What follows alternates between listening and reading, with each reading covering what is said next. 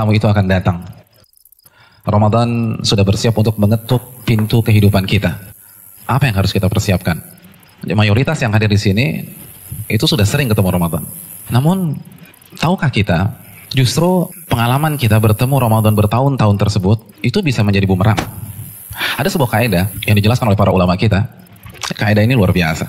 Seringnya berinteraksi itu bisa mematikan sensitivitas. Seringnya berinteraksi itu buat kita nggak sensitif lagi, nggak terharu lagi, biasa-biasa saja. Saya pengalaman kalau nganterin jamaah umroh, khususnya yang baru pertama kali umroh, begitu mereka sampai Masjidil Haram dan lihat Ka'bah pertama kali, itu biasa nangis. Nangis, mau jenggotnya segede gini, nangis sudah. Ngeliat Ka'bah pertama kali, luar biasa itu.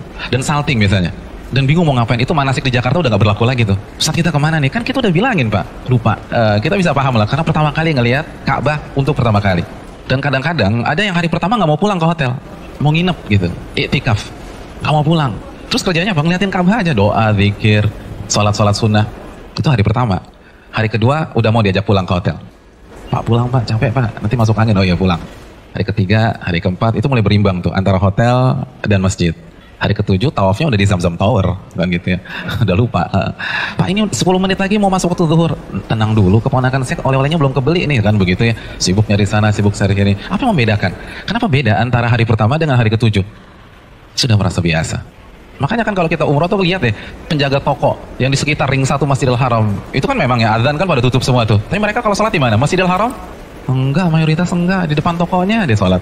Padahal Masjidil Haram tuh depan mata mereka. Kalau bahasa kita ngesot juga sampai. Kita bayangkan 25 juta untuk bisa sholat di sana, mereka nggak mau. Kenapa? Karena mereka melihat Masjidil Haram tuh biasa. Seringnya berinteraksi, itu bisa membunuh sensitivitas. Dan bahayanya kalau itu terjadi dengan Ramadan. Karena merasa sudah sering ketemu Ramadan, biasa. Seperti fenomena tahunan aja. Nah, ini yang bahaya. Dan yang lebih bahaya lagi, banyak di antara umat Islam itu melihat Ramadan dari satu sisi aja. Kan gitu, kalau kita dengar Ramadan tuh, yang terbesit di benak kita apa sih? Bulan apa? Bulan ampunan, kan gitu ya. Bulan penuh rahmah, bulan penuh berkah. Oh, pokoknya enak-enak aja deh. Tapi tahukah kita bahwa Ramadan jika tidak kita sikapi dengan benar, maka bisa jadi menjadi mimpi buruk bagi kita pada hari kiamat. Nabi kita SAW bersabda dalam hadis riwayat Imam Muslim, celaka seseorang. Allahu Akbar. Manusia sebaik Nabi kita SAW, semulia akhlak beliau SAW, itu sampai mengatakan celaka seseorang. Itu kan jarang banget. Jarang. Beliau dizalimi, doa beliau, Allahumma ighfir liqaumi fa innahum la ya'lamun. Ya Allah, maafkanlah kesalahan kaumku. Bisa jadi mereka nggak tahu. Itu ketika terluka. Dan coba kita bandingkan dengan hadis ini. Celaka seseorang.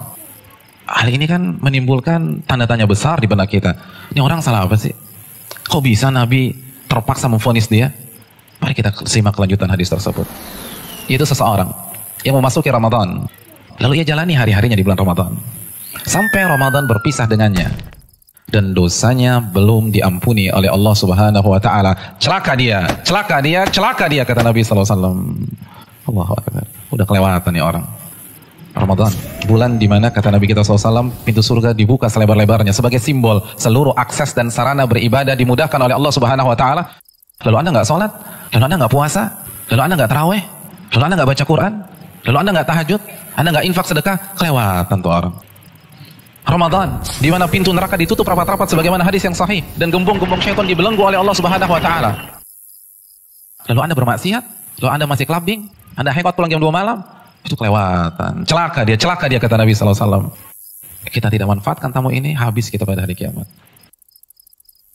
Tamu itu akan hadir. Tamu itu akan mengetuk setiap pintu kehidupan kita. Apa yang kita persiapkan?